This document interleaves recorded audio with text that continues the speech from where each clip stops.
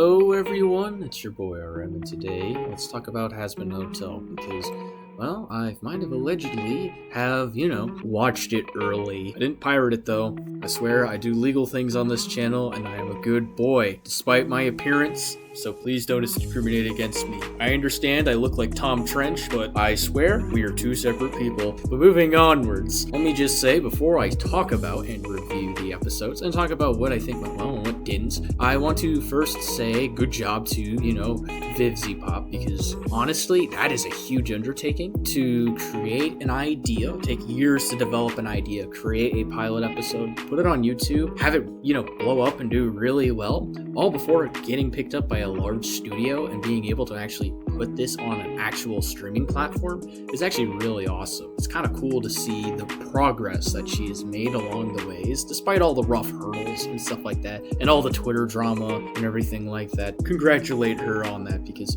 it's really satisfying to see people make big progress in their lives. However, we're here today talking about the Hazbin Hotel. What I want to do is I want to start off with a non-spoiler section, so if anyone who hasn't watched it, you might want to stick around for a little bit. I want to talk about what I liked about it, because, or at least in somewhat more vague terms. The thing is I would totally recommend that you watch this show, because it's not perfect by any means. The starting of it wasn't the strongest. The episode 1 wasn't the greatest episode ever. However, to be honest with you, it really picks up in episode 2.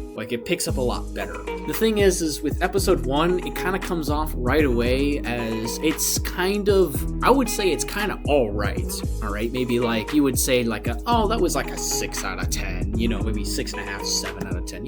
It was alright. To be honest, with a pilot episode, you kind of have to do a lot, because when we explain that in the originally, at first I thought for a while now, they were going to decanonize the Hazbin Hotel trailer that's on YouTube for free right now. I thought for a while they would, and even in my Hell of a Boss theories, I even talked about how I thought it was going to be decanonized. However, apparently it has not, so, you would think a lot of, you would watch it prior and then watch, Hazbin Hotel. However, episode 1 kind of seems like it's being a pilot episode, so it kind of has to reintroduce the characters and stuff like that too, which I don't think is a bad thing, because I feel like a lot of viewers might not have seen the pilot episode, so I think it's not a bad idea to cover your bases prior to, continuing onwards. Not to mention too, we do also, with us people who have been here for a while, also have to get used to the new voice actors and actresses, which I might say they're all done a good job. All well done to all of them. Moving onwards, there's also a lot to cover, as I mentioned, because there are the following you have to go with. The first is you have to set up the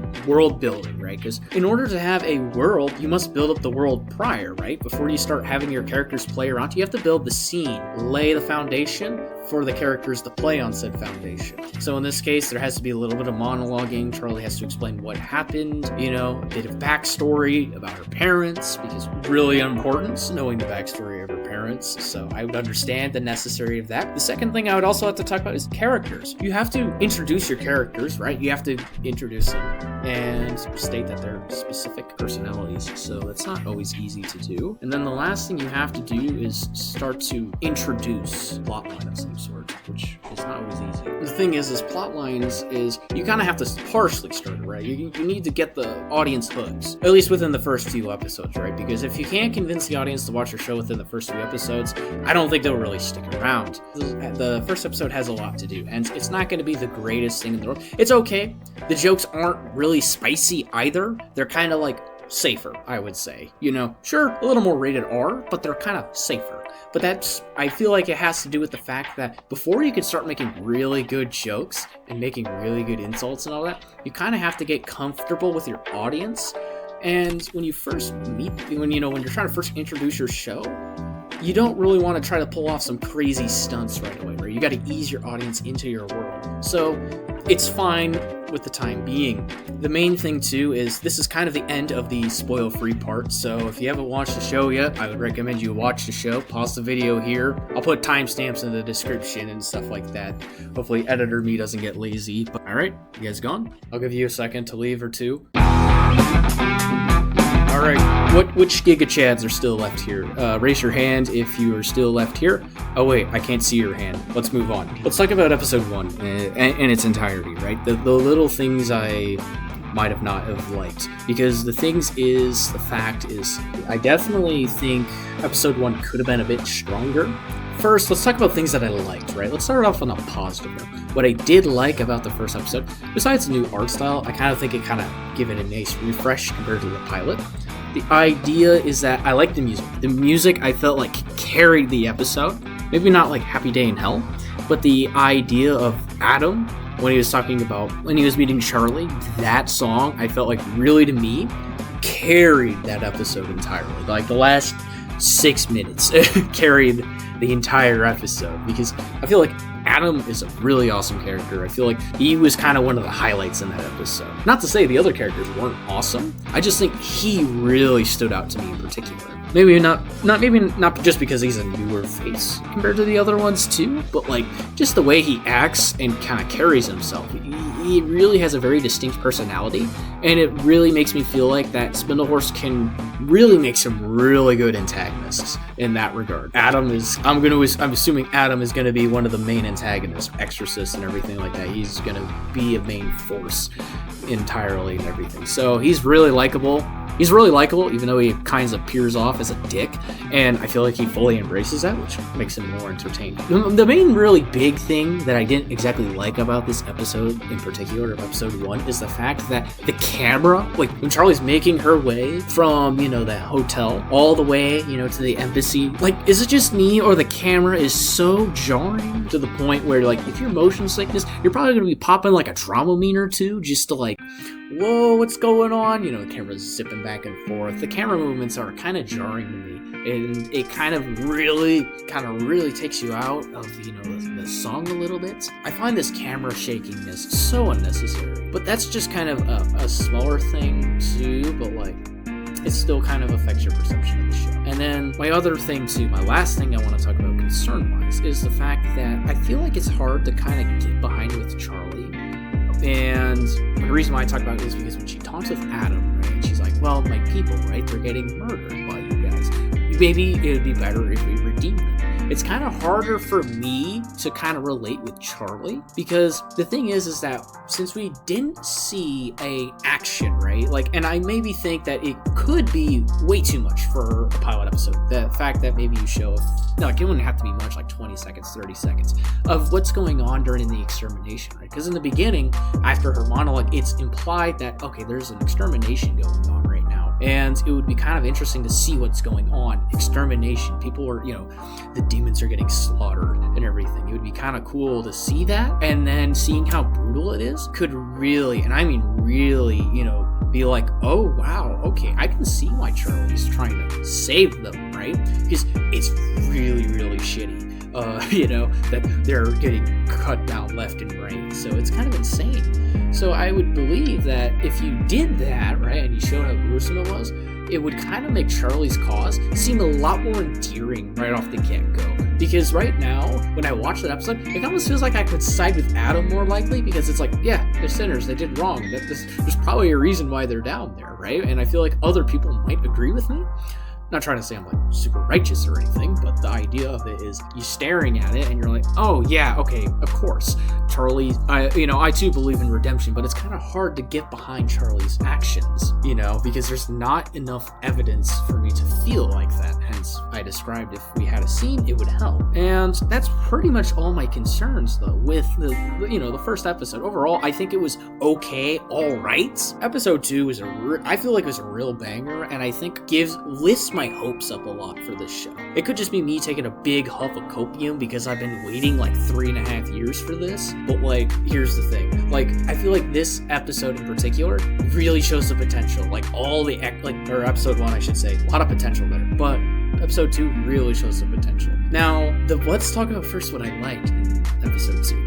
I really loved Vox. That's the thing. Vox, Valentino, Velvet, the triple V's, they were fantastic. Mostly in particular, Vox. I just loved the voice actor. He did such a phenomenal job. And I like the, all the effects they have, the little sounds Vox makes too, that it kind of really sells them. the little ding ding dings and all that kind of stuff. Like, I feel like the little sound effects kind of add to it and his character and stuff like that too. Like, it really, they get a distinct personality, and I enjoy the fact that there's a feud between Vox and Alistair. Like, we knew he had a feud, right, with Alistair, but it's nice to see him now and actually feuding back and forth with Alistair. And the song too, that song I feel like kind of carried that episode in one way or another, because I think Vox single-handedly, I feel like, carries the episode a lot too. It's just because he's just really good, he's really fun. Same thing as Alistair too. I feel like Alistair, you get to start seeing him kind of grow into his character, and it's kind of nice seeing these two kind of clash, which we know it's not going to go anytime soon. So it's going to be nice to have a